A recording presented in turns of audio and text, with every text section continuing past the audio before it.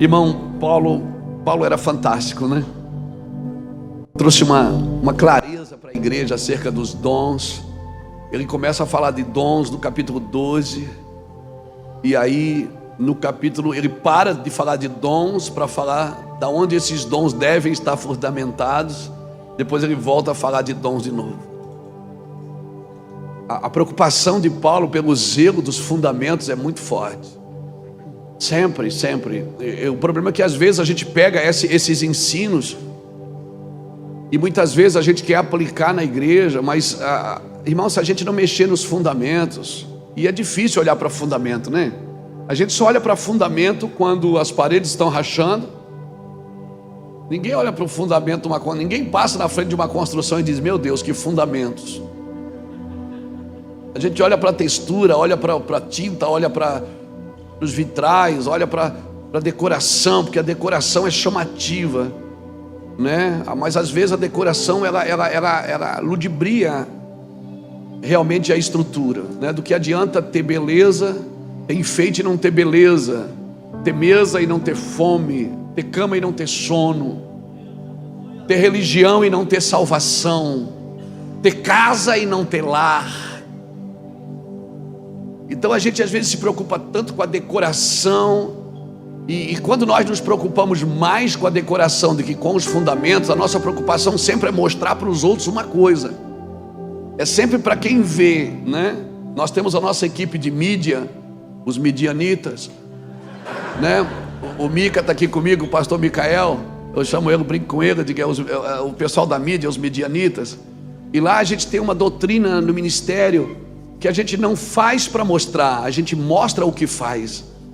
É uma linha tão tênue, tão fina, que a gente tem que tomar um cuidado, irmãos, porque nós vivemos uma geração, a geração da exibição, né? Tudo muito rápido, muito prático, né? Você tira, eu gravei live. Quem assistiu as lives na pandemia?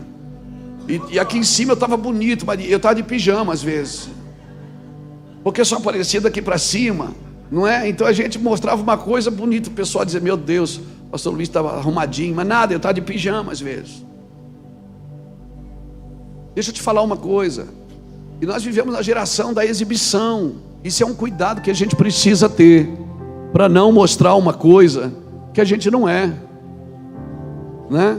Mostrar uma coisa que a gente não faz. Então eu sempre digo lá para os irmãos, nós temos muitas obras sociais, muitas obras, só em Itajaí eu acho que tem 9 ou 10 missões, e eu sempre digo, antes de levar sua câmera para filmar, leve o seu coração para fazer. Não adianta você levar a câmera para mostrar se teu coração não está empregado naquele negócio, não está junto. Então um cuidado que a gente precisa ter com a mídia, né? Às vezes o Reuel, Cris são a área da música do Mevan, o cuidado que eles têm não é só a música, não é só o talento, não é só a performance, mas é um som que toque o coração de Deus, né? Alguém que cante na vertical, porque pregadores tem bastante, mas não é um pregador que nós estamos precisando nessa geração, é uma voz, né? A voz, e a voz não, a voz é sua, mas o clamor não. O João Batista dizia: eu sou a voz do que clama, ou seja, eu sou só a voz, mas tem alguém clamando dentro de mim, e através da minha voz ele se expressa. Então é um cuidado, é uma linha muito fina, fazer para mostrar ou mostrar o que faz. Porque quando você faz para mostrar, você tem um desejo, uma ambição, uma necessidade de exibir. Mas quando você faz, mostra o que faz, você quer deixar um modelo correto. Serviço você pode contratar, você pode terceirizar, mas a missão não, você tem que empregar seu coração nela. E o que nos torna missionários é a missão. Então não existe missionário sem uma missão. Amém, irmãos? Então nós, às vezes a gente diz: eu tenho um chamado. Não, você não tem um chamado, é o chamado que tem você. Porque o chamado é maior do que a gente, irmãos. E o chamado não vai parar quando a gente parar. Certamente Deus vai colocar outro na linha, outro no caminho. Não é verdade? E a gente precisa ter essa cultura. Deus chama Elias e diz assim: Elias, levanta Eliseu, profeta em teu lugar. Meu Deus, você preparar uma pessoa para o teu lugar. Deus olha para Moisés e diz assim: Senhor, Deus diz assim para Moisés: eu vou te recolher, Moisés. Moisés diz: tá tudo bem, mas o senhor precisa colocar alguém aqui. O senhor precisa colocar alguém. O senhor precisa colocar alguém que saiba entrar, saiba sair, saiba se comportar. Aí o senhor diz: vai lá e levanta Josué, filho de Num, no teu lugar. Irmão, quando a gente sabe que alguém quer o lugar da gente, a gente fica apavorado. E Deus, a equação de Deus é diferente.